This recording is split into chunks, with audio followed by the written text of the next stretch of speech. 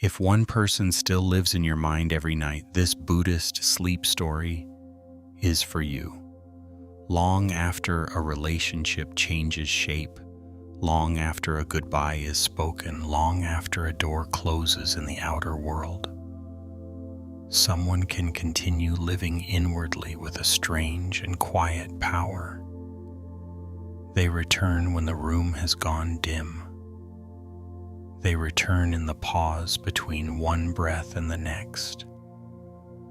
They return not always as a dramatic sorrow, but as a presence that has learned the pathways of your thoughts so well that it no longer needs to knock. Perhaps it is a former love, perhaps a parent, a sibling, a friend, a teacher, or simply someone whose absence left a shape that never fully disappeared. You may not spend the whole day thinking of them.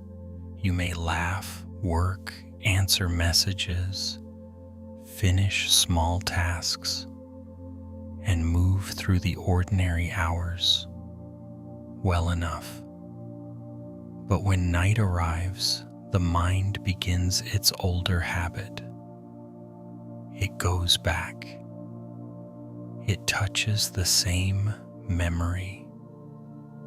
It listens for the same voice. It carries the same face. Like a small lamp, it is afraid to set down. That is such a tender form of exhaustion, because part of the heart begins to believe that remembering is the same as remaining faithful. That if you loosen your hold, even gently, you are betraying what was beautiful or unfinished or never fully spoken. So the mind keeps returning, not because it enjoys pain, but because it is trying to protect something. It is trying to keep one inner bond from vanishing into time. And yet this quiet devotion can become its own burden. Memory stops being a place you visit and becomes a room you sleep inside. The same images come back with their familiar weather. The same unfinished feeling settles beside you. The same invisible labor continues night after night, as though love must be proven by repetition. Tonight, we are not here to force forgetting. We are not here to shame attachment or to turn tenderness into a problem that needs a hard solution. We are here for something softer. We are here to sit beside the ancient habit of carrying someone in your mind, and to notice that love does not disappear simply because your grip begins to loosen. Memory can remain warm without becoming a cage. Devotion can become lighter. Even sorrow can change its posture in the dark. In these Buddhist sleep stories, you will meet people who keep returning inwardly to someone they cannot quite release, a teacher, a sister, a former love, a son, a dead friend, a father, a silent companion from long ago. Each one has been carrying a person through the hidden hours of the night. Each one believes in some private way that holding on is safer than letting the memory soften. And each one will move slowly and gently toward another kind of peace. So if you are tired of replaying one face, one voice, one absence, let this be the night you do not fight the memory, but no longer have to carry it alone. Let the body rest here. Let the breath grow quieter. And let us begin. Story 1. The Monk and the Jasmine at Dusk. The sun had already dipped behind the jagged teeth of the eastern hills, leaving the monastery gardens in a state of soft, bruised purple. This was the hour Brother Eli loved most, when the afternoon heat surrendered to a cool, damp stillness, and the world seemed to hold its breath. He moved slowly along the clay path, his wooden clogs making a rhythmic, hollow thud against the earth. Thump. Pause. Thump. Pause. It was a steady sound, a small anchor in the deepening twilight. In his hands, he carried a heavy zinc watering can. He could feel its weight pulling at his shoulders, a familiar, grounding ache. He reached the patch of evening jasmine, the white blossoms already beginning to unfurl their petals to meet the night. As he tipped the spout, the water fell in a low, silver arc, darkening the dry soil and releasing the sudden, intoxicating scent of crushed sweetness and damp earth. Eli stopped for a moment, letting the watering can rest against his hip. The garden was waking up in its own way.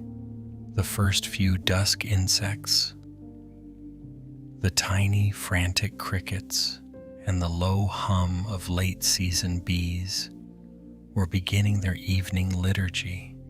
He watched a single jasmine petal, loosened by the weight of the water, drift slowly toward the mud. As he watched the petal fall, the habit began. It was a quiet, unbidden movement of the breathing mind, as natural as his next breath. He saw Brother Thomas. It wasn't a sudden flash or a dramatic intrusion. It was more like a shadow lengthening across the path. He saw the way Thomas used to stand when examining the tea plants, shoulders slightly hunched, eyes narrowed in deep, focused concentration, a look of profound respect for even the smallest leaf.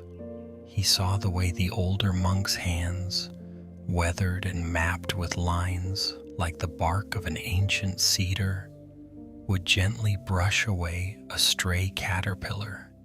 Eli leaned his weight onto his good leg and gripped the handle of the watering can tighter. He found himself mentally replaying their last conversation, a loop that lived alongside the repetitive motion of his gardening. They had been sitting on this very path months before the fever had taken the older man. The air had been just as heavy with jasmine. "The root does not need to see the sun to grow, Eli," Thomas had said, his voice a low rasp, barely louder than the rustle of the wind in the bamboo. "It only needs to trust the earth." Eli had nodded then, perhaps too quickly, perhaps too dismissively, his mind already preoccupied with the coming harvest. He had wanted to ask something else. He had wanted to ask if the emptiness he felt during long meditation sessions was a sign of progress or a sign of failure. He had wanted to say that he felt lost in the vastness of the monastery's silence, but the moment had passed, swallowed by the evening shadows, and the words had remained lodged in his throat, unsaid. Now in the solitude of the twilight, Eli felt the familiar sting of that unfinished business. He felt the heavy, invisible tether that pulled his thoughts back to the man who was no longer there to receive them. He felt as though, by remembering the specific way Thomas tilted his head or the precise way he used a small trowel, he was somehow keeping the man from truly departing. He felt that if he could just perfect the memory, if he could sharpen the image of the monk's gentle, knowing smile, he could bridge the gap between the living and the gone. He could finish the conversation through the sheer force of his devotion. He moved to the next row of Jasmine, his clogs crunching softly on the grit. Thump. Pause. Thump. He found himself searching for more pieces of the man. He searched for the sound of Thomas's laughter, which was rare and sounded like dry leaves skittering across stone. He searched for the specific scent of the sandalwood incense that always clung to the older monk's robes. He carried these fragments like precious, fragile stones in a silk pouch, terrified that if he stopped thinking of them, if he allowed the edges of the memory to blur, he would be complicit in the loss. To forget the details felt like a second death, a betrayal of the bond they had shared. A small moth, pale and ghostly, fluttered near the edge of his watering can. Eli watched it, fascinated by its erratic, searching flight. The moth didn't seek a permanent home. It simply moved toward the light, driven by a brief, beautiful impulse. He looked down at the dark, wet clay beneath his feet. The earth was absorbing the water, the thirst of the garden being quenched. The soil wasn't trying to hold on to the water, it was simply letting it sink in, letting it become part of the deep, dark quiet. He thought of the way Thomas used to speak about the seasons. The tree does not mourn the leaf that falls, the old man would say, watching a yellowed maple leaf spiral toward the pond. The tree simply prepares for the snow. The leaf goes to the earth to become the strength for the next spring. Eli wiped a bead of sweat from his forehead with the back of a dirt-stained hand. The weight of the memory felt particularly heavy tonight. It was a wearying kind of love, a love that required constant, active maintenance. It was a labor of reconstruction, an endless effort to rebuild a person out of nothing but shadows and sighs. He stood in the center of the jasmine patch, surrounded by the scent of the blooming night. The insects were louder now, a shimmering veil of sound. The monastery behind him was silent, the stone walls absorbing the fading light. He realized with a sudden quiet clarity that made his chest ache that he had been treating his memory of Thomas like a prisoner. He had been trying to keep the man trapped in a specific moment, a specific unsaid word, a specific unfinished moment of grace. He was holding on to the ghost of a conversation because he was afraid of the silence that would remain if he let the memory change. He took a slow, deep breath, letting the cool night air fill his lungs. He felt the dampness of the garden, the solidity of the ground, the rhythmic pulse of the evening. He didn't try to push the image of Thomas away. He didn't fight the way the old man's face appeared in his mind.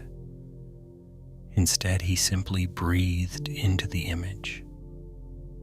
He looked at the memory of the weathered hands and the focused eyes, and instead of trying to pull them closer, he imagined himself stepping back.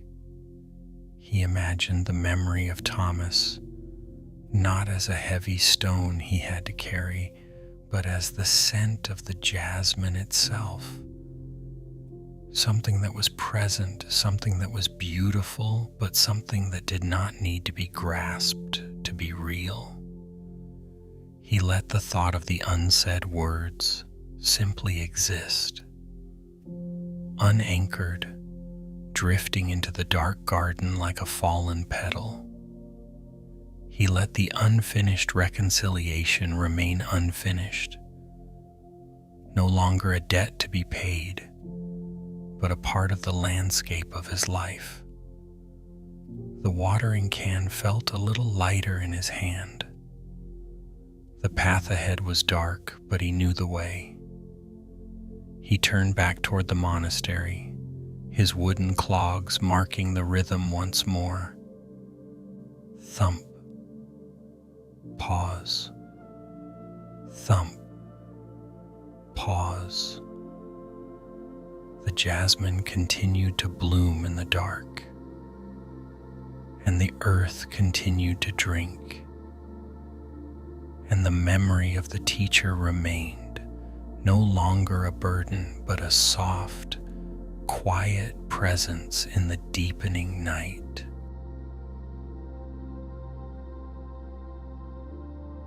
Story 2. The Sister in the Laundromat. Rain. The neon sign for the laundromat flickered, a rhythmic, buzzing pink that cast long, trembling shadows across the linoleum floor. It was nearly midnight, and the heavy, rhythmic thrum of the industrial dryers had become the only pulse in the room. Mara sat at the high formica folding table, her hands moving with a practiced, mechanical grace.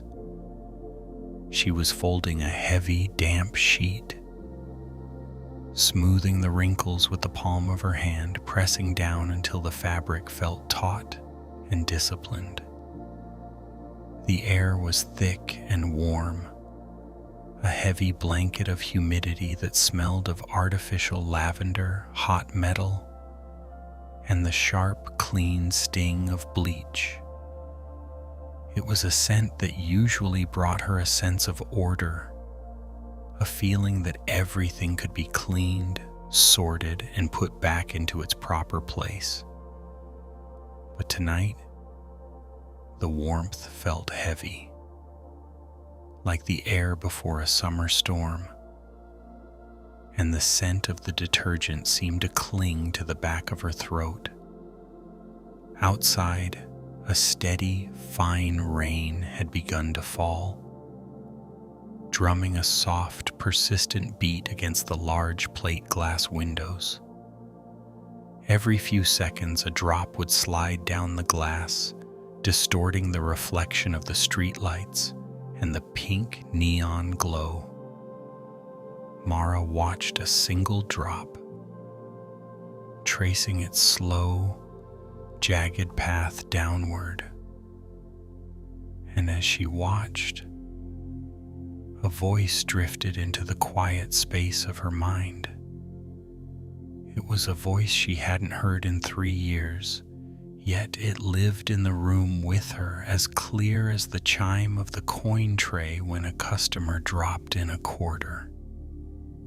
It was the voice of her sister Sarah. It wasn't a loud voice, but it had a specific, sharp cadence, a way of lifting the end of a sentence, as if asking a question even when she was making a statement. Mara found herself mentally replaying their last conversation, the one that had happened in the small, cluttered kitchen of their mother's house. She could almost feel the cold ceramic of the mug she had been holding. She could almost see the way Sarah had pulled her cardigan tight around her moving shoulders, her eyes fixed on a point just past Mara's ear, refusing to meet her gaze. The memory wasn't a sharp, jagged wound anymore. It had smoothed out over the years, becoming something more like a polished stone, something she carried in her pocket, something she reached for in the quiet hours of the night. She wasn't angry anymore, not in the way that makes you want to shout. The anger had long since evaporated, leaving behind a strange, heavy residue. It was a quiet, persistent ache, a way of keeping the connection alive by refusing to let the image of Sarah fade. As Mara folded the next item, a pair of heavy denim jeans, she felt the familiar weight of her own loyalty. To Mara, remembering was a form of devotion. She believed that if she kept the memory of Sarah's laugh, and the memory of her frustration, and even the memory of that final cold silence, then the bond was still intact. She felt that to forget or to let the edges of the memory soften would be a form of betrayal. She believed her mental vigil was the only thing keeping the bridge between them from collapsing entirely. She leaned over the coin tray, her fingers brushing the cold metallic edges of the quarters. The sound of the coins clinking against each other, a small, bright, lonely sound, seemed to echo the internal rhythm of her thoughts. She thought of the way Sarah used to stand by the window of this very laundromat when they were younger, watching the rain and talking about all the cities they would visit. Now the only place they met was here, in the theater of Mara's mind, amidst the heat of the dryers and the smell of damp cotton. The dryer near the window finished its cycle with a heavy metallic thud. The silence that followed was profound, broken only by the steady hum of the refrigeration unit and the rhythmic patter of the rain. Mara stood up, her joints feeling stiff from the long shift.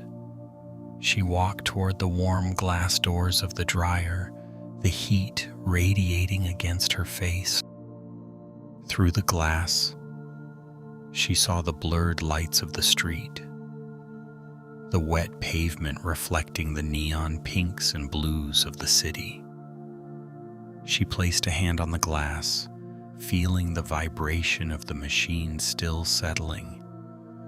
In the warmth of the drum, she saw the shapes of the clothes tumbling, a swirl of whites, a patch of deep navy, a faded crimson.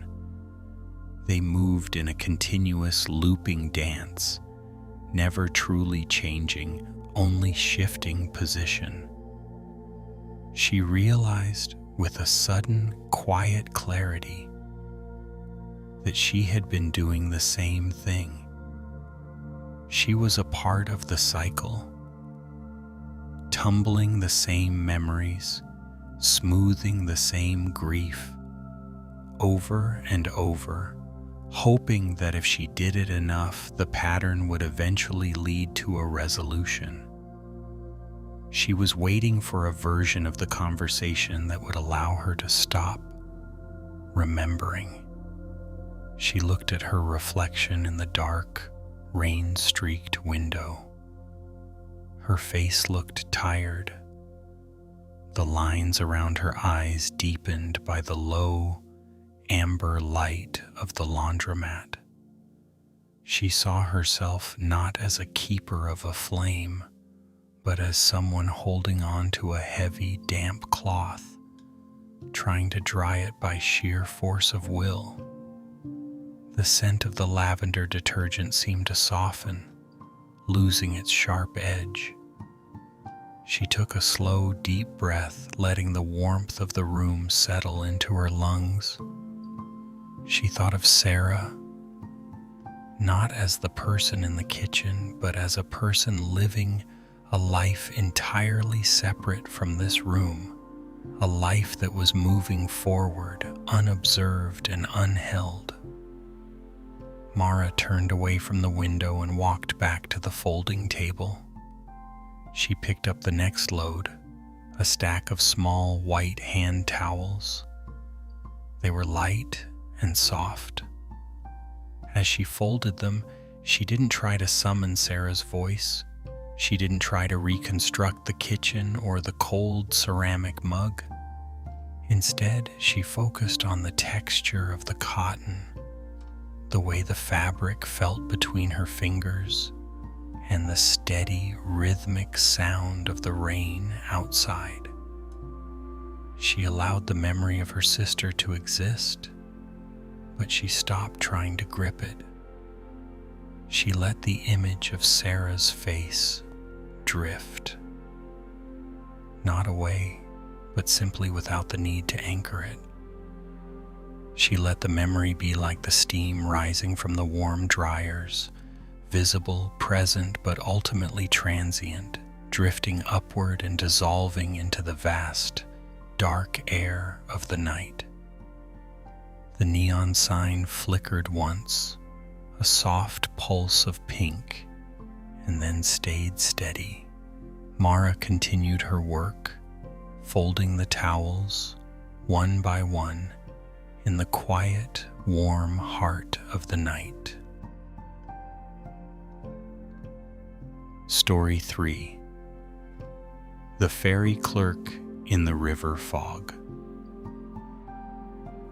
The river has no edges at this hour. There is only the gray, the damp, and the slow, rhythmic pulse of the water against the wooden pilings. For Thomas, the world begins and ends within this fog. It is a heavy presence that swallows the far bank, the distant city lights, and the masts of the moored boats, leaving him alone in a soft, white void. Thomas sits in the small, glass-walled ticket booth, a space that smells of salt, old paper, and the metallic scent of the damp air. The light inside is low and warm, a single amber bulb casting long shadows across the counter. His movements are slow and practiced.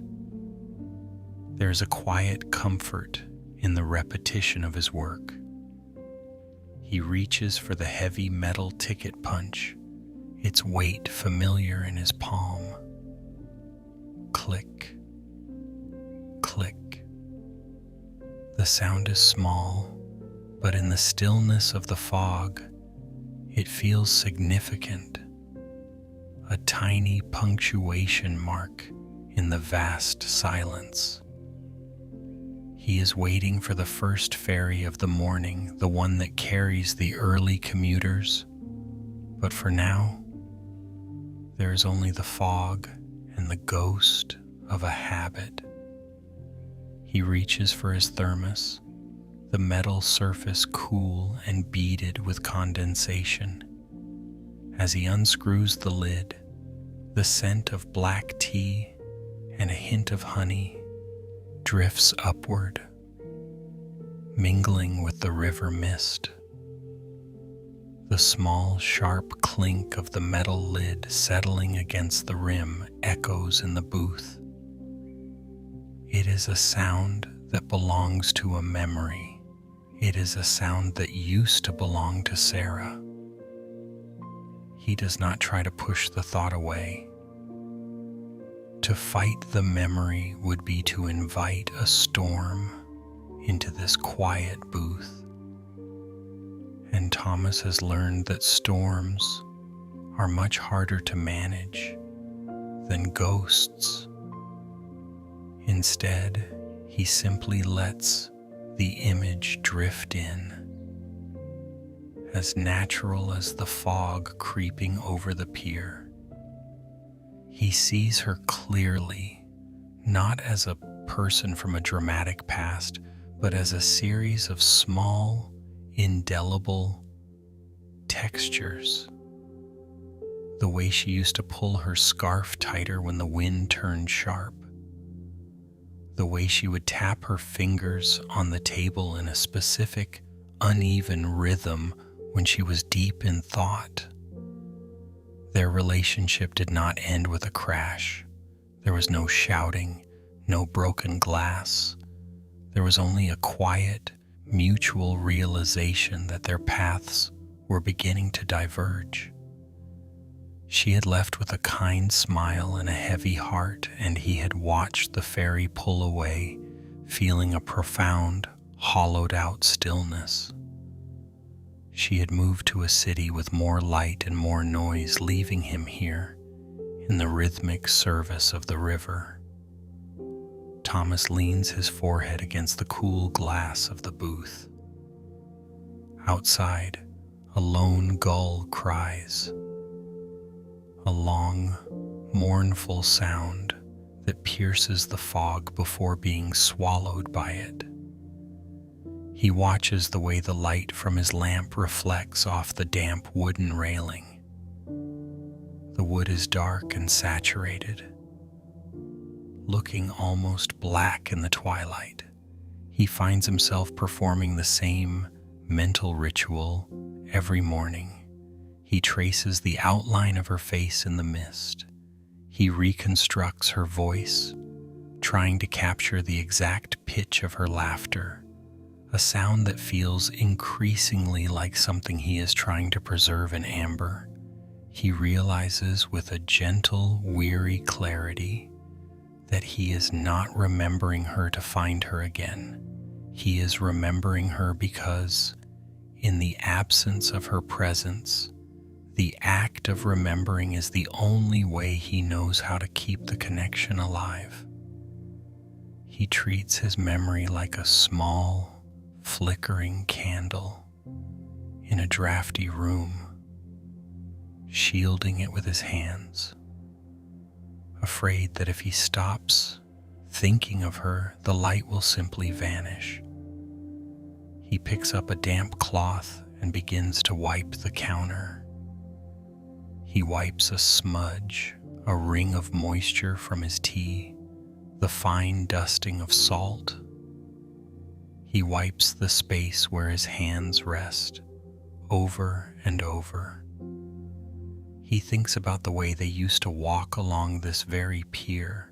The fog would have been thinner then, or perhaps the world simply felt more solid. He remembers her hand in his, not a tight, desperate grip, but a loose, trusting warmth.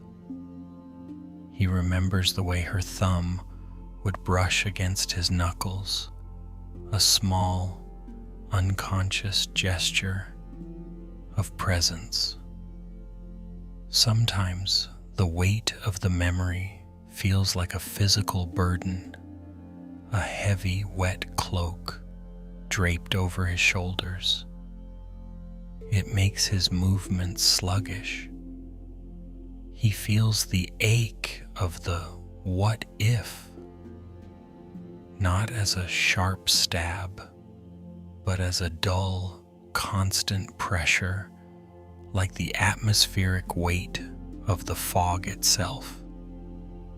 But tonight, as the first ferry's headlight begins to bloom like a pale flower through the haze, something feels different. He looks at the ticket punch on the counter. He looks at the steam rising from his tea. He looks at the dark, indifferent river. He realizes that he has been treating his memory of Sarah like someone waiting on the dock, standing just out of sight in the mist, expecting him to call her name. He has been holding onto her image with a kind of desperate stewardship, as if the survival of her essence depended entirely on his vigilance. He takes a slow, deep breath, the damp air filling his lungs. He feels the coldness of the glass against his skin. He feels the solidity of the wooden chair beneath him. He thinks of Sarah, not as a loss to be mourned, but as a season that has passed. He thinks of her as the warmth of the summer sun that once touched this pier, even though the air is now cold and gray. The sun is gone, but the warmth was real. The person is gone, but the impact remains, woven into the fabric of his quiet life. He does not try to stop the thought of her. He does not tell himself to forget. Instead, he simply tries to change the way he holds the thought. Instead of a tight, white-knuckled grip, he imagines his memory of her as the fog itself, permeating everything, softening the edges of the world, but ultimately something that moves through and does not stay. He reaches out and touches the damp railing of the booth, feeling the grit and the moisture. He acknowledges the beauty of the memory, the tenderness of the leftover affection, but he also acknowledges the vast, empty space where she used to be. He allows the space to be empty. He allows the silence to be just silence, rather than a silence waiting to be filled. The ferry approaches, a low hum vibrating through the wooden planks. The light grows brighter, cutting a path through the gray. The bell rings, a deep, resonant toll that vibrates in Thomas's chest. He stands up, straightens his uniform, and prepares for the first passenger. His heart is still heavy, but the weight is no longer a struggle. It is simply part of the landscape, as much a part of the pier as the salt, the wood, and the endless shifting fa'i. He is still remembering, but he is no longer carrying. He is simply existing alongside the memory in the soft, quiet dark.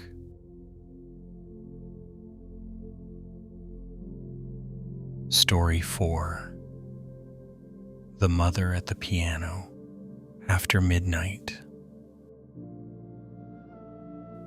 The evening air in Helen's small house always felt heavy with the scent of damp earth and cooling tea. It was a weight she had grown used to, a quiet gravity that settled over the furniture and the framed photographs in the hallway. Outside, the porch light flickered, casting a pale amber glow that drew the moths. They arrived one by one, tiny, frantic shapes beating their wings against the glass, driven by a light they could never truly touch. Helen sat on the piano bench, her fingers resting lightly on the ivory keys. She wasn't playing. Not tonight. The silence of the room was too thick for music. Instead, she sat in the stillness, her heavy wool cardigan pulled tight around her shoulders, the sleeve frayed slightly at the cuff where she habitually tucked her hands in. On the windowsill, a ceramic mug sat forgotten, a thin film forming over the surface of the tea. The steam had long since vanished, leaving the liquid to grow cold and still, much like the house itself. Before her lay a scattered sea of sheet music. Some pages were crisp and new, others were yellowed at the embedded edges, worn thin by decades of turning. There were the Bach minuets she had taught her first class of students, the lively Mozart sonatas, and the simple melodic nursery rhymes that once filled her classroom with the bright, chaotic energy of children. Now the pages were just paper, silent and mute under the dim lamp. Her eyes drifted to the corner of the music stand, where a small, handwritten note sat held by a brass clip. It wasn't a letter from him, but a scrap of a thought she had written months ago. She found herself staring at the empty space on the page, the part of the music where the melody was supposed to resolve. In the quiet, the habit began. It was a subtle, rhythmic movement of the mind, a way of turning inward that she could no longer control. It started with a single soft thought, a way of reaching out into the silence. I saw the cherry blossoms bloom near the park today, Leo. She thought, her eyes fixed on a smudge of ink on a Mozart score. The wind was just right. They looked like a cloud caught in the branches. I thought of how much you used to love that particular shade of pink. She waited, her heart performing that familiar small ache, a momentary suspension of breath. She was composing a reply to a conversation that hadn't happened in years. She was sending words into a void, imagining the weight of a response, the way a voice might sound if it were to bridge the distance. The distance wasn't a grand, dramatic canyon. There had been no shouting, no slamming of doors. There was only a slow, quiet receding, a gradual thinning of the thread that connected them. A missed holiday here, a short, polite text there, until the silence became a permanent resident in her life. And yet, every night, Helen sat in this chair and performed the labor of maintenance. She kept the connection alive by rehearsing the things she should say, by building a bridge of imaginary dialogue, stone by tiny stone. She shifted her weight on the bench, the wood creaking softly. The sound seemed loud in the empty room. I made that lemon cake you liked, she continued, her mind wandering back to the kitchen, the one with the extra zest. I even thought about calling you when it came out of the oven. I almost did. I even reached for the phone, but then remembered how quiet things have been. She felt a pang of something sharp, a momentary sting of loneliness that she tried to tuck away into the folds of her cardigan. She told herself she was simply remembering. She told herself that keeping these small, tender fragments of him present was a way of honoring the bond. If she stopped composing these letters, if she stopped the nightly ritual of reaching out in the dark, would the connection truly vanish? The moth bumped against the window pane again, a soft, rhythmic thud. Helen looked at the sheet music, at the notes that sat frozen on the staff. A composer's job is to give structure to sound, to decide where the melody rises and where it must fall. But in her life, the melody had become stuck on a single unresolved note. She was trapped in the sustain, the long, ringing vibration of a question that had no answer. She thought of the way Leo used to sit in this very room when he was a boy, his legs swinging against the piano bench, his small hands mimicking her movements on the keys. He had been so full of light, a bright, resonant chord in the symphony of her life. Now he was a ghost of a memory, a presence felt only in the spaces where he was no longer there.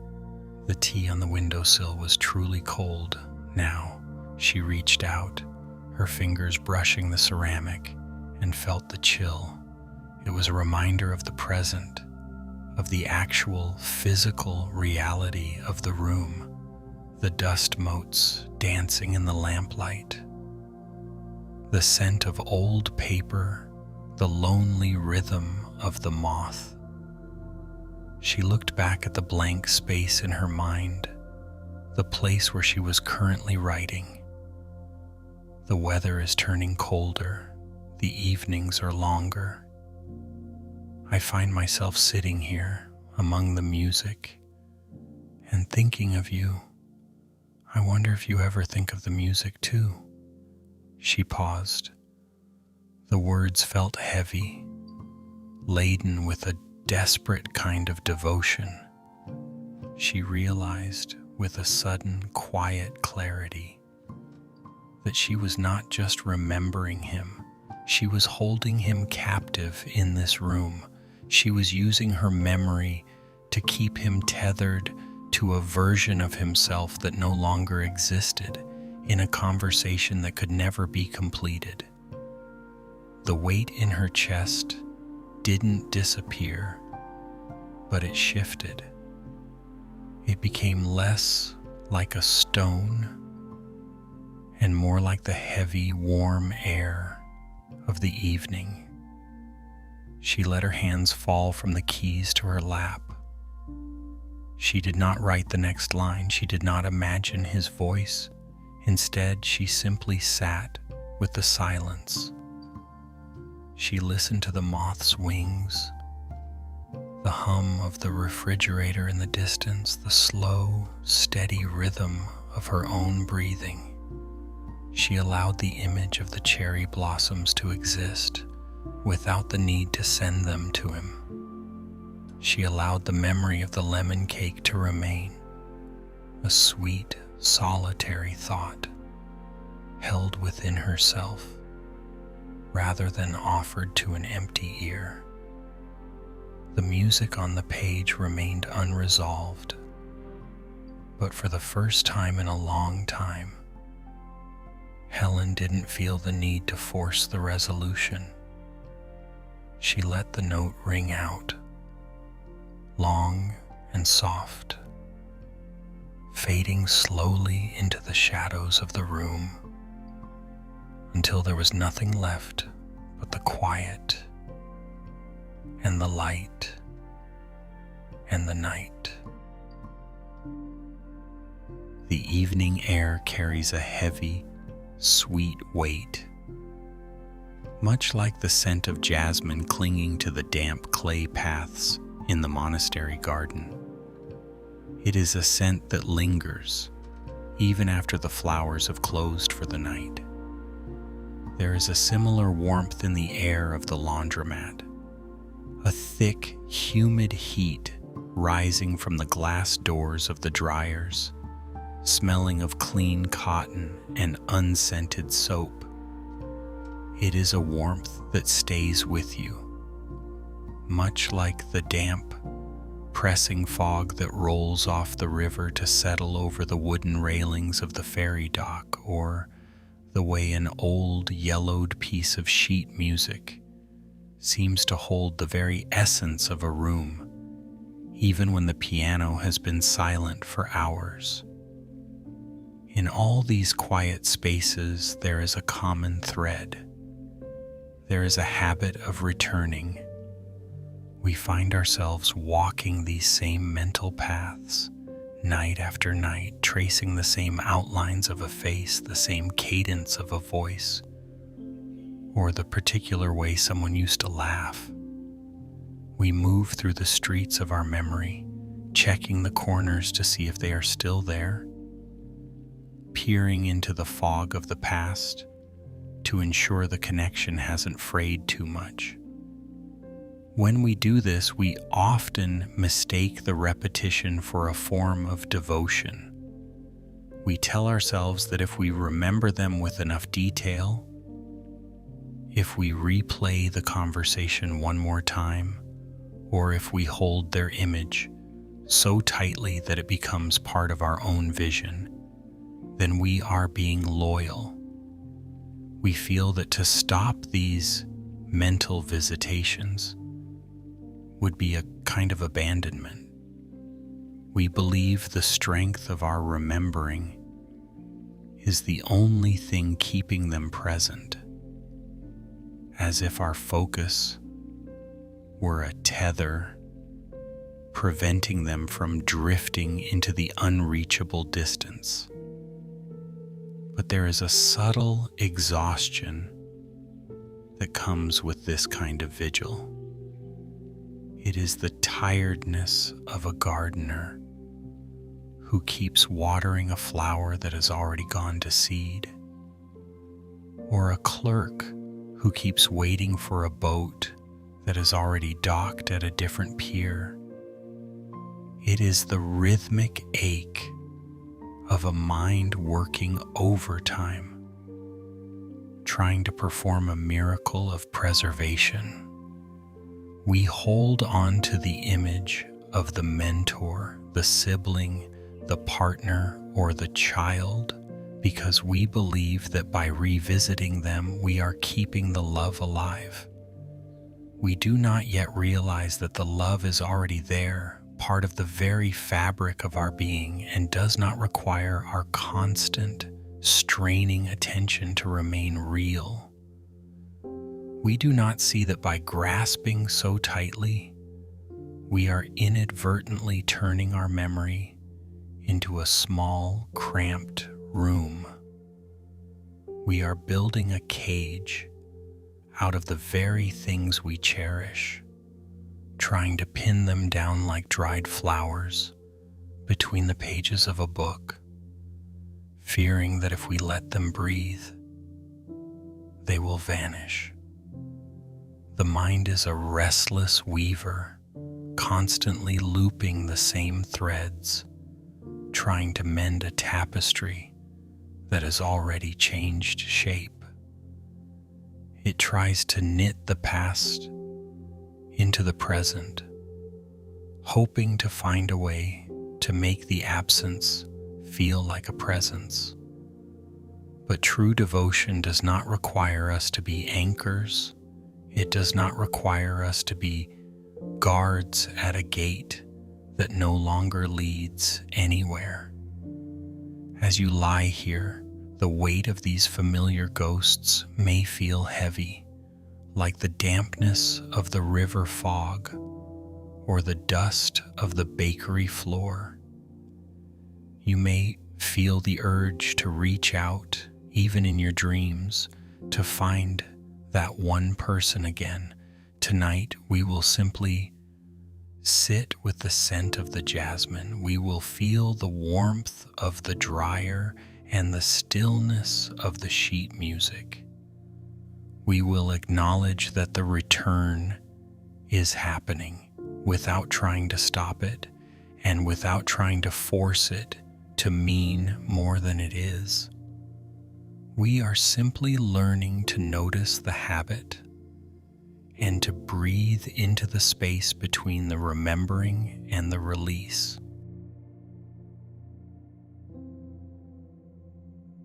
Story 5. The Baker Who Still Spoke to the Dead.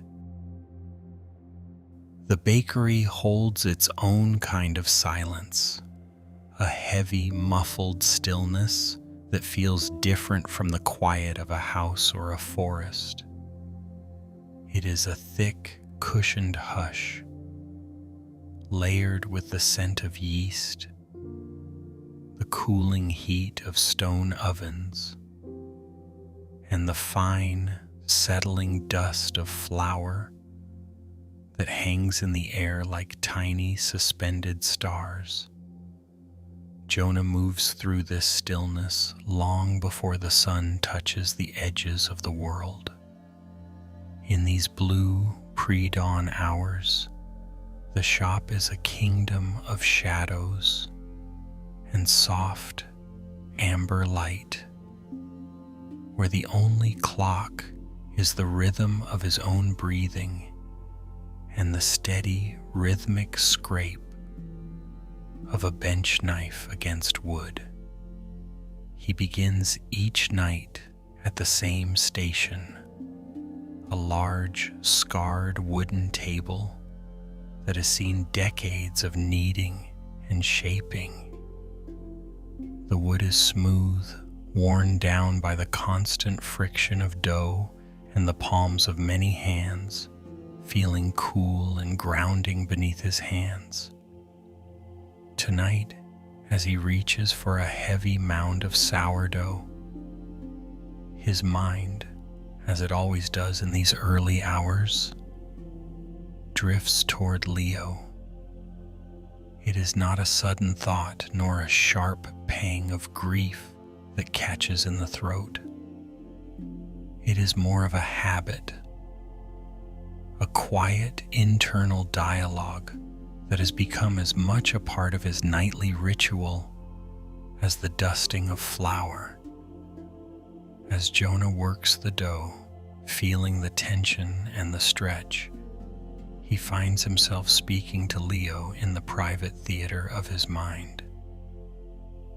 "The humidity is high tonight, Leo," he whispers internally, his eyes fixed on the way the dough clings slightly more to his skin than usual. The air feels heavy, like it's holding on to the rain from yesterday. The loaves are going to need a bit more time to proof. He can almost hear the imagined response, a low, gravelly chuckle, the sound of a man who never took anything too seriously, even when the world felt heavy. He can almost see Leo leaning against the cooling rack, a flour-dusted apron hanging loosely from his waist, eyes crinkling at the corners. Jonah reaches for the bench knife. The steel is cold and sharp. He uses it to scrape the excess flour from the table in a repetitive, rhythmic motion. Scrape, lift, sweep. Scrape, lift, sweep. With every motion, the conversation continues.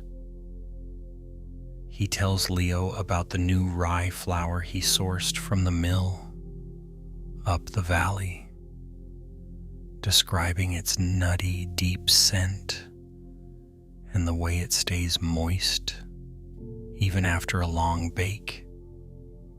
He tells him about the way the light looks in the shop just before the first delivery truck arrives. That specific shade of bruised indigo that makes the flower dust look like fallen moonlight. There is a profound, unacknowledged effort in this. To anyone watching, Jonah is simply a baker performing a skilled, solitary task. But inside, he is engaged in the labor of preservation. He is tending to a ghost, keeping the essence of his friend alive through the meticulous detail of his recollections. He brings Leo into the warmth of the oven, into the scent of the rising bread, into the very texture of his work. He believes, perhaps without ever admitting it, that if he stops this nightly reporting of the small, mundane details, then Leo will truly be gone.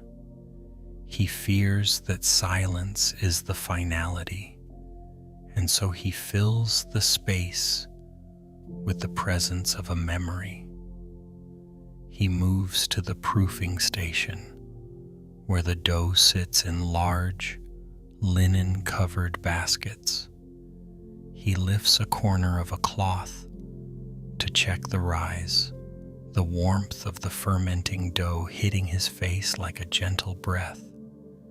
He remembers how Leo used to insist on checking the dough at exactly the same time every night, a stubbornness that Jonah once found frustrating but now finds deeply comforting. He would have hated this batch, Jonah thinks, a small, sad smile tugging at the corner of his mouth. Too much spring, not enough strength. You always said a good loaf needs a certain kind of stubbornness, just like the baker.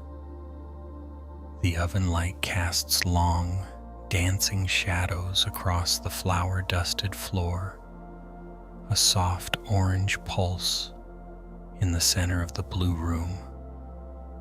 As Jonah prepares the next tray, he feels the weight of the memory,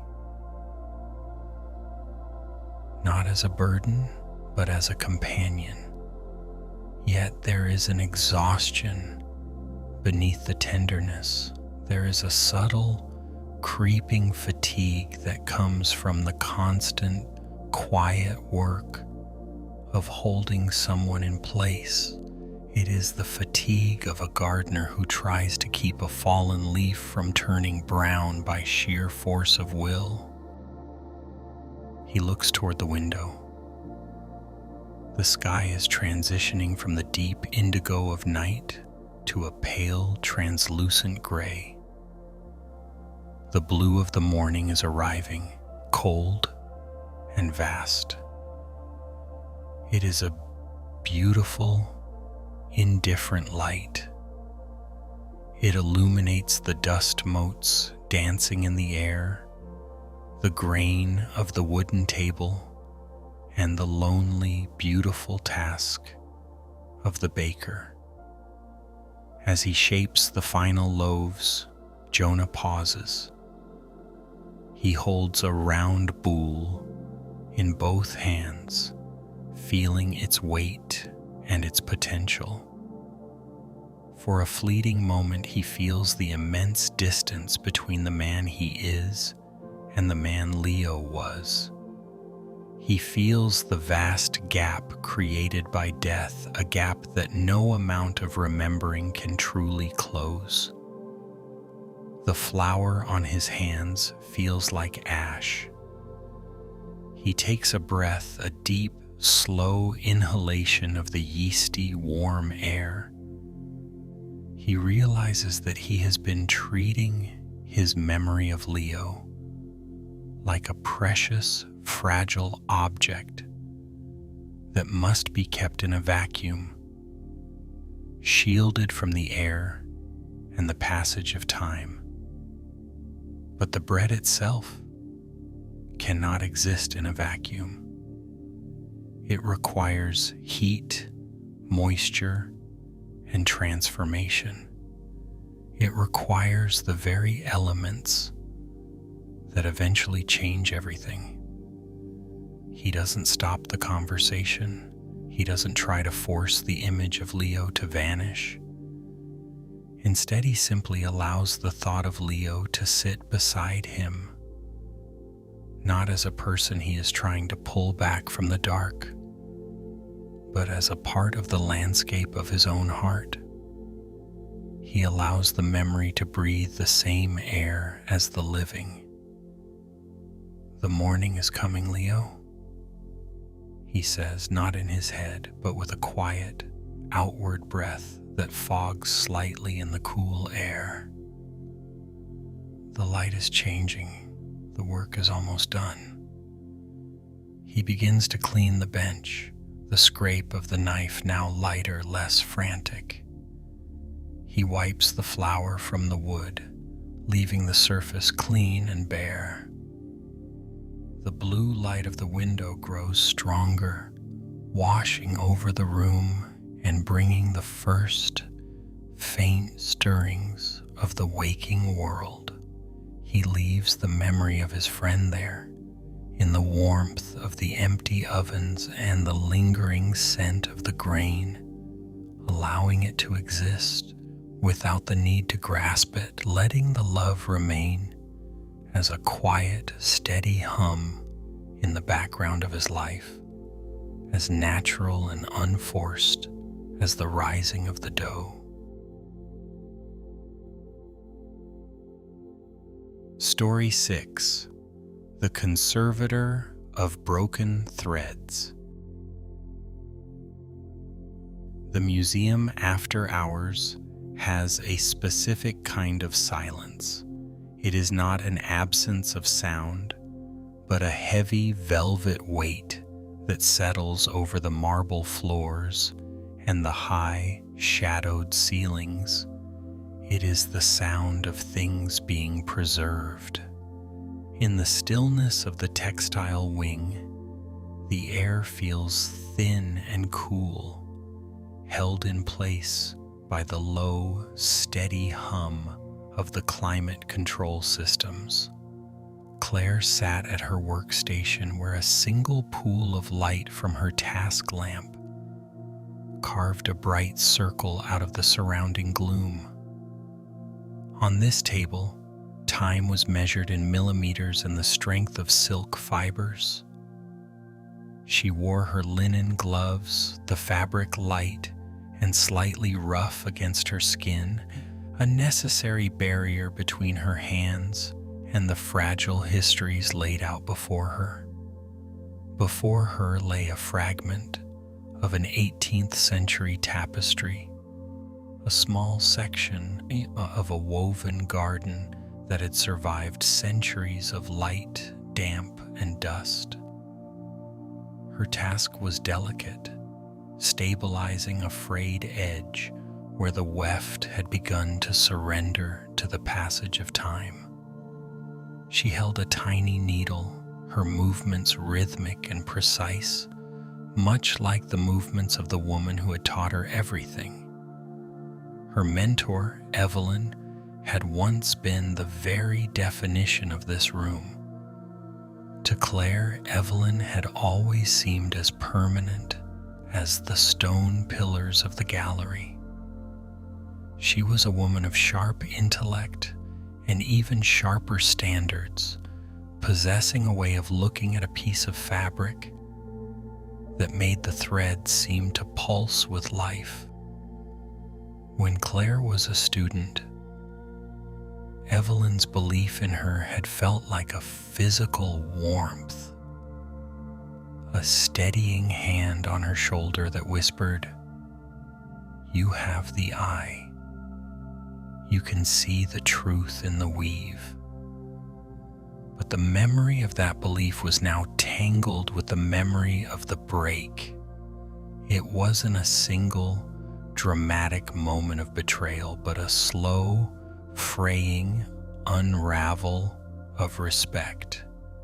It had been the quiet discovery of a professional shortcut, a small, hidden dishonesty in an archival report that Evelyn had overseen. It was a small thing in the grand scale of history, but to Claire, it felt like a structural failure in the foundation of her world. The person who had taught her to honor the truth of the object had, herself, obscured it. Claire pulled a single thread of silk through the linen, her eyes focused on the microscopic gap. As she worked, the old pattern of her mind began its nightly return. It was a habit she could not seem to break, a mental loop that always found its way back to the image of Evelyn standing in this very room, perhaps years ago, pointing to a loom with that same authoritative grace. She found herself rehearsing the argument she had never had. She would mentally revisit the moment she realized the truth, preparing the words that might somehow bridge the gap between the mentor she loved and the person who had disappointed her. She would rehearse how she might demand an explanation, or how she might express her hurt, or how she might find a way to forgive without forgetting. The work required her to stay present, yet her mind was a wanderer. It drifted to the heavy winter coat draped over the back of the chair beside her, a thick wool piece that looked lonely in the lamplight. It reminded her of the way Evelyn used to wrap herself in heavy scarves, a fortress of fabric that made her seem both untouchable and immensely grounded. Claire reached for a spool of archival thread, her movement slow and deliberate. The wooden spool turned with a soft, dry click. As she wound the thread, she felt the familiar ache of the unresolved. It was a specific kind of exhaustion, the fatigue that comes from carrying a person's image around like a heavy, precious heirloom that you are afraid to put down for fear it might break. She thought about the way she still held on to the anger, fearing that if she let the anger go, she would be letting go of Evelyn entirely. She believed, perhaps unconsciously, that the sting of the disappointment was the only thing left that truly connected them.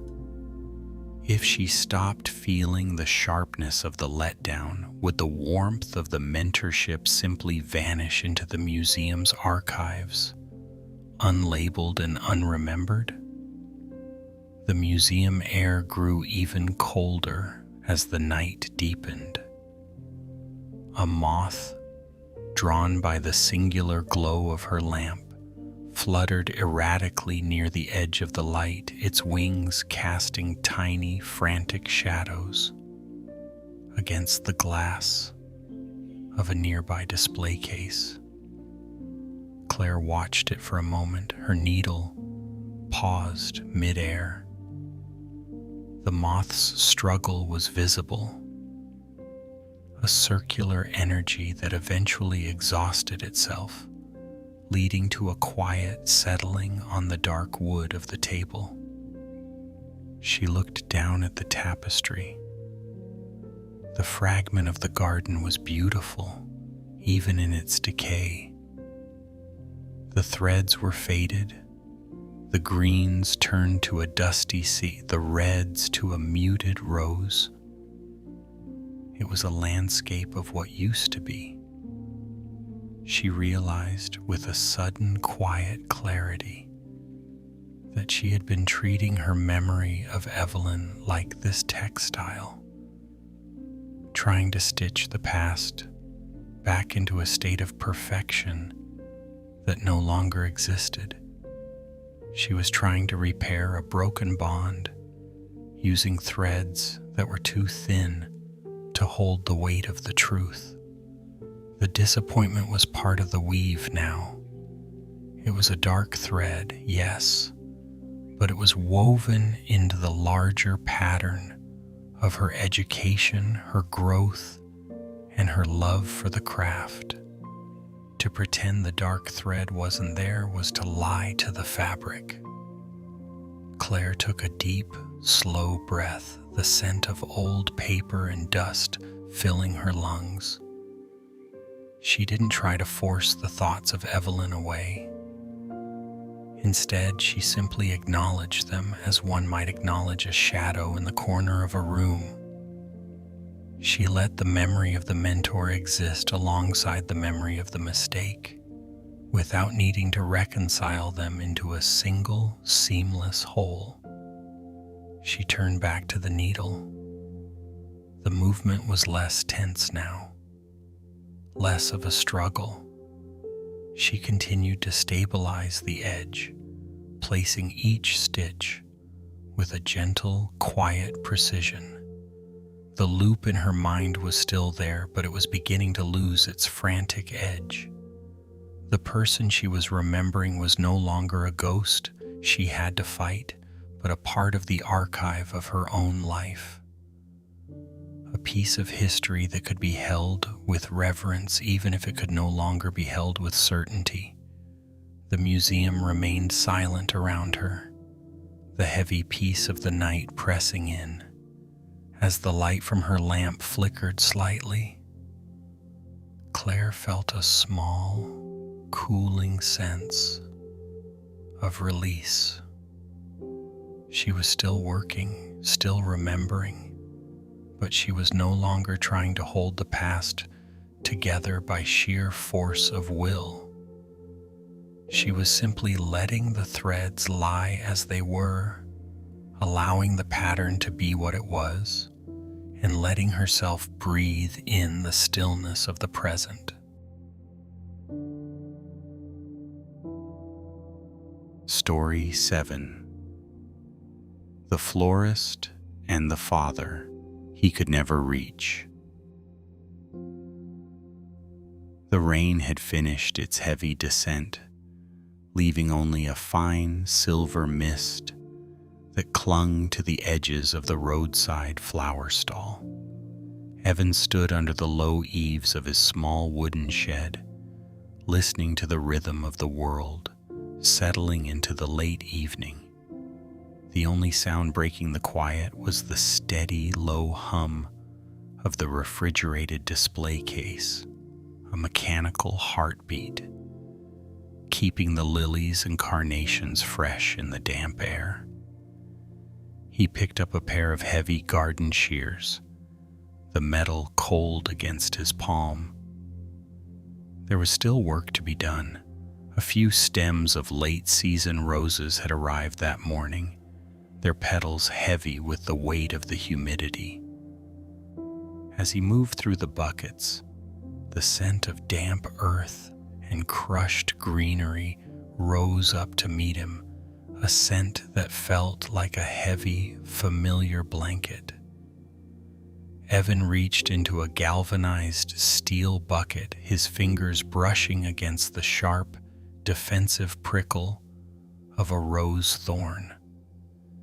He didn't pull away. He was used to the small, stinging reminders of the world's edges. He worked with a slow, practiced precision, stripping the lower leaves, his eyes focused on the task.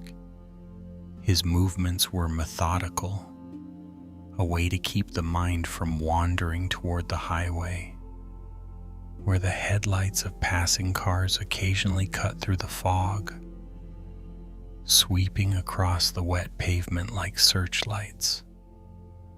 Every time a pair of headlights swept past, Evan felt a familiar, reflexive tightening in his chest. It was a subtle thing, a ghost of a movement, but it was there. He found himself looking at the empty passenger seat of his old truck parked just behind the stall, and for a split second, he expected to see a shadow there. Not a ghost exactly, but the heavy, silent presence of a man who had been physically there for every milestone of Evan's life, yet remained a landscape Evan could never quite map. His father had been a man of immense, quiet gravity. He was the one who had taught Evan how to prune a hydrangea so it wouldn't rot, and how to check the soil for the right level of moisture. He had been present in the garden, present at the dinner table, and present in the quiet corners of the house. But he had also been a man made of stone and fog. There was a distance in him that no amount of proximity could bridge. You could sit in a room with him for hours, watching the light move across the floor, and feel as though you were miles away, separated by an invisible, impenetrable glass. Evan reached for a spool of green Florist ribbon, the plastic texture smooth and slightly tacky under his thumb. He began to bind a small cluster of spray roses, looping the ribbon with a gentle, repetitive motion. As he worked, the memory of his father's hands drifted into his mind. They were large, calloused hands, much like his own, but they never reached out. They stayed on the steering wheel, or on the handle of a shovel, or rested heavily on the edge of a table. They were hands that provided, hands that labored, but hands that never quite grasped. He remembered a summer years ago when the heat had been so thick you could even taste the dust. They had been working on a hedge near the edge of the property. Evan, much younger then, had been trying to show his father a particular way of tying a knot, a way he thought was more secure. He had been so eager, so full of the need to be seen, to be understood. His father had watched him, his face unreadable in the harsh midday sun. He had nodded once, a short, jerky movement, and then gone back to his work, leaving Evan standing there with a knot that was technically correct but felt, in that moment, entirely unimportant. The silence between them hadn't been a conflict. There were no raised voices, no dramatic departures, no bitter words left hanging in the air like smoke. There was only the vast, unbridgeable space of a man who simply did not know how to inhabit the emotional world. It was a presence defined by absence. Evan moved to the next bucket, lifting a heavy ceramic pot. The weight of it strained his forearm, a good grounding ache. He looked down at the scraps of ribbon scattered on his workbench, bits of crimson, gold, and pale cream, discarded remnants of the day's arrangements. They looked like fallen petals, useless and beautiful in their small, fragmented way. He thought about how much energy he spent, even now, trying to find the words that might have bridged that gap. He would find himself in the middle of a mundane task, like cleaning the shears or replenishing the water, and suddenly he would be rehearsing a conversation that would never happen. He would try to explain the weight of the silence, the way the lack of connection had felt like a slow starvation. He would try to ask his father to just look at him, not as a son to be managed, but as a person to be known. But the words always felt hollow, even in the privacy of his own mind. How do you argue with a silence that was never intended as a weapon? How do you demand warmth from someone who was simply built of different, colder materials? A car drove by, its tires hissing against the wet asphalt. The headlights caught the raindrops suspended in the air, turning the mist into a sudden, dazzling curtain of light. For a moment, the world was brilliant and sharp.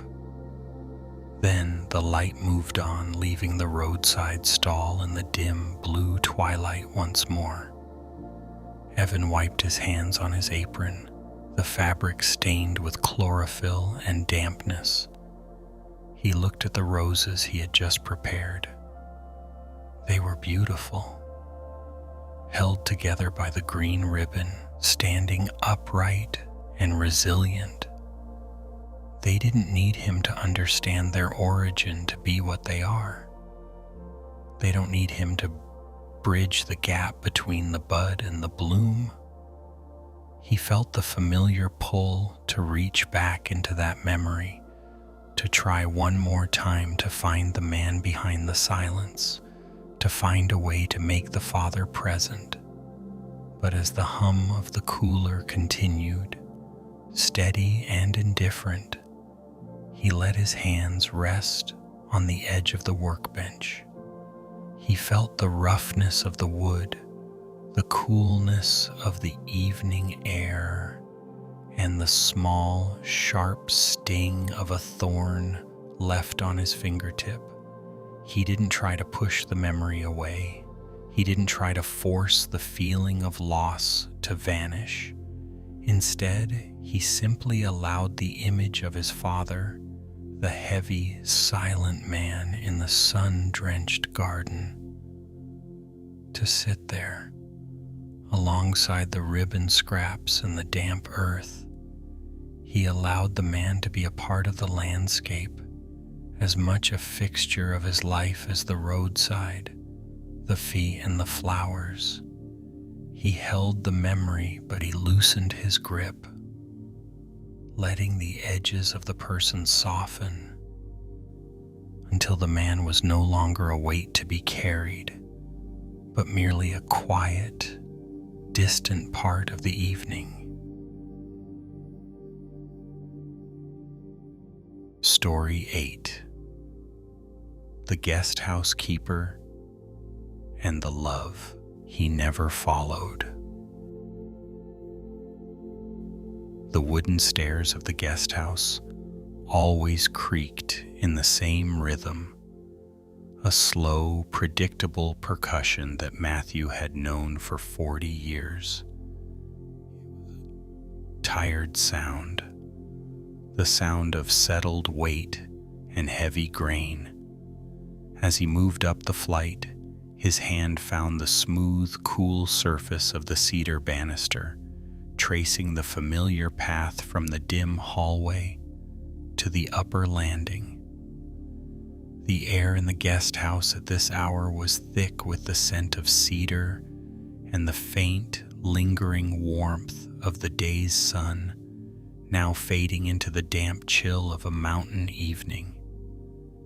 He reached the small room where he kept the extra linens, a space filled with the quiet geometry of order.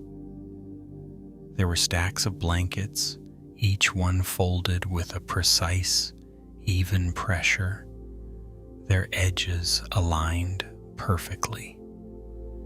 He moved through the room with the practiced grace of someone who had spent a lifetime tending to the needs of others, smoothing a tiny wrinkle in a wool throw, ensuring the cotton sheets were crisp and untangled.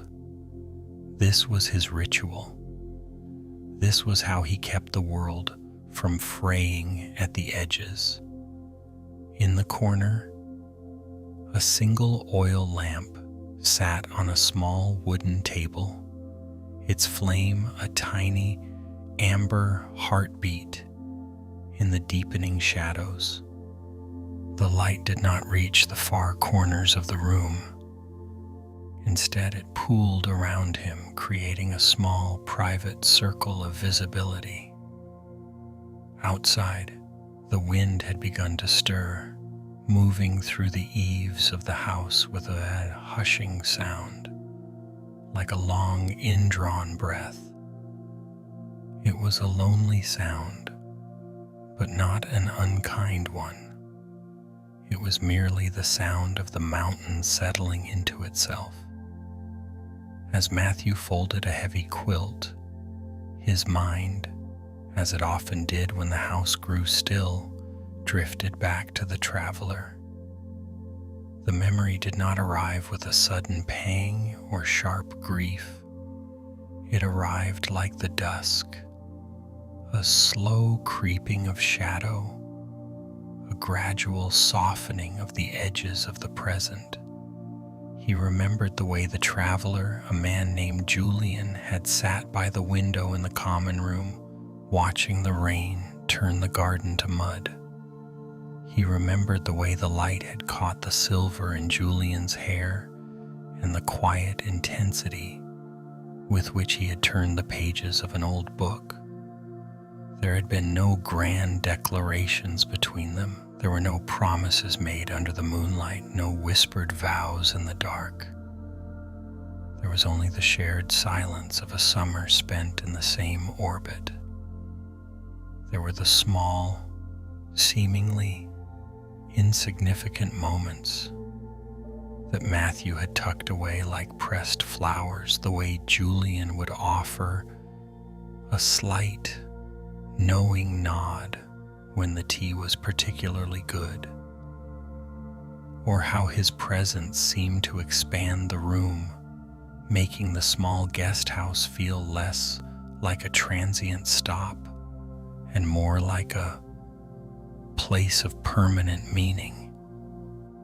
Matthew had loved him with a quiet, disciplined devotion, a love that lived in the periphery of his actions. It was in the extra warmth he provided in the guest rooms, the way he always ensured the wood stove was stoked before Julian would emerge for the evening, and the way he listened with an unblinking attentiveness to the stories Julian told of roads traveled and mountains climbed. But Matthew had never followed. He had remained a fixture of the guest house, a keeper of the stairs and the blankets and the steady rhythmic light of the oil lamp. He had chosen the stability of the cedar and the stone, the rootedness of the monastery's edge, over the wandering, unpredictable path that Julian embodied. Tonight, as the wind whistled softly under the eaves, the memory felt heavy. He could almost feel the weight of the unsaid things, the phantom pressure of a hand that never quite reached out to touch his own. He found himself mentally rehearsing the conversations they might have had, the words that might have changed the trajectory of his quiet life. He wandered through the what-ifs with a familiarity that was almost exhausting, revisiting the ghost of a life that had never truly begun. He paused, a folded blanket gripped in his hands. The lamp flickered. In the distance beyond the dark silhouette of the hill, the great temple bell began to toll.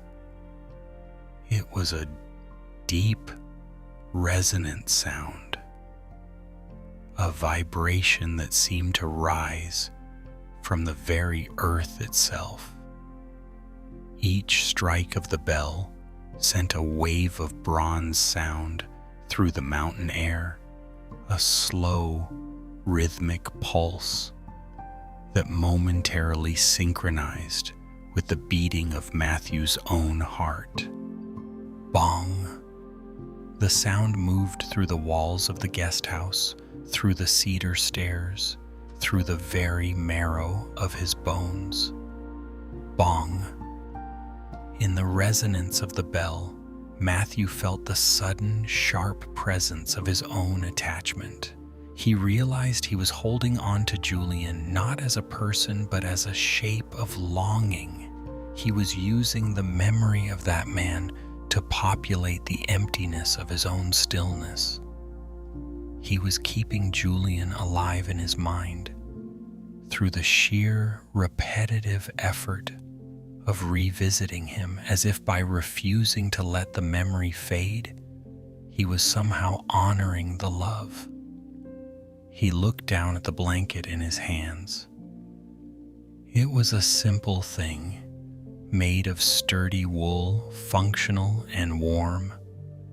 He thought of the way the bell's sound eventually dies away, not by being forced into silence, but by simply running out of the energy to persist.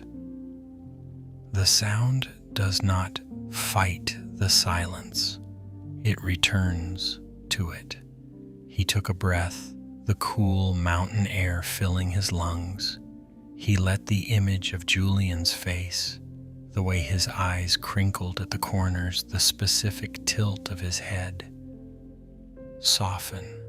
He did not try to push the memory away, nor did he try to grip it tighter. He simply watched it as one watches a cloud passing over the moon. He realized that he could hold the tenderness of that season without needing to hold the person.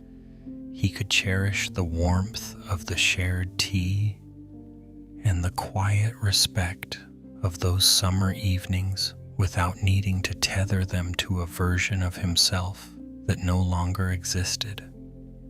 The love did not need to be a burden he carried up the stairs every night. It could simply be a part of the landscape, like the cedar trees or the mountain fog. The bell struck one last time, a fading note that left the air even more profound in its stillness than before. Matthew placed the folded blanket onto the stack. He smoothed the surface of the top quilt, his fingers moving with a new, lighter touch.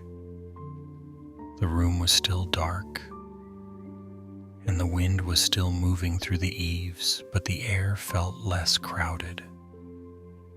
The space between his thoughts and the world around him seemed to widen, becoming something more spacious, more breathable. He turned off the oil lamp. The small circle of light vanished, leaving only the deep velvet shadows of the night. As he walked back down the creaking cedar stairs, he did not look back. He simply moved through the quiet house, a part of the stillness, carrying nothing but the soft, unburdened memory of a life lived and a love allowed to rest. By now, the pattern is easier to see. A person can leave your daily life and still remain very busy inside your mind, not because the heart is weak, and not because love was false, but because the mind does not know at first how to stop protecting what once felt precious. So it keeps returning. It checks the old doorway. It listens for the familiar footstep. It touches the memory again, as if tenderness must be proven through repetition. We have seen that habit in many forms tonight. In flour-dusted hands, speaking inwardly to a dead friend. In a Conservator, holding both gratitude and disappointment toward the mentor who formed her. In a Florist, carrying the shape of a father who was never fully reachable. In an old Guesthouse keeper, remembering a love that was never spoken aloud. Different lives, different losses, yet the same quiet labor underneath them all. The labor is not really about the other person anymore. It is about the fear that if you stop holding them so tightly, something essential will disappear. A bond, a lesson, a tenderness, a part of yourself. But memory does not survive because you grip it. Memory survives because it has already entered you. Think of the jasmine from the monastery garden. Its fragrance stays in the air without pleading to remain on the branch. Think of the river fog at the ferry dock. It gathers, thins, and drifts, yet the river does not lose itself. Think of the old sheet music resting beside Helen's hands. The song is still there, even in silence. None of these things need strain in order to be real. That is the shift waiting here tonight. You do not have to turn your remembering into a vigil. You do not have to stand guard over every detail of a face, a voice, or a final conversation. You can let the memory breathe. You can let it loosen at the edges. You can let it become part of the wider night instead of the single task your heart must keep performing. To remember with compassion is different from remembering with fear. Fear says, hold them harder. Compassion says, let what was loved remain loved without forcing it to stay unchanged. Fear says, if the image fades, the bond is broken. Compassion says, what is true has already left its mark. Fear says, keep returning or you will lose them. Compassion says, rest now. Nothing real is asking to be imprisoned. So as the night grows quieter, let the mind learn a gentler posture. Not abandonment, not erasure, just less gripping, less proving, less carrying. You are allowed to remember them without rebuilding them over and over in the dark. You are allowed to let love become lighter. If one person still returns to your mind at night, let them arrive now without resistance. Let the face come, let the voice come, let the small, unfinished feeling come too. There is no need to chase it away and no need to pull it closer. Just notice how quickly the heart reaches for its old work, how quickly it wants to preserve, to hold, to keep one inner room lit a little longer. That impulse has been understandable. It has even been loving, but it has also been tiring. You were never meant to spend every night guarding the door of memory. The person you carry does not need that kind of vigil in order to remain real. What mattered has already entered your life. It has already shaped your voice, your tenderness, your caution, your patience, your grief, your way of recognizing beauty when it appears and loss when it leaves. You do not have to keep proving the bond by exhausting yourself inside it. So tonight, do something simpler.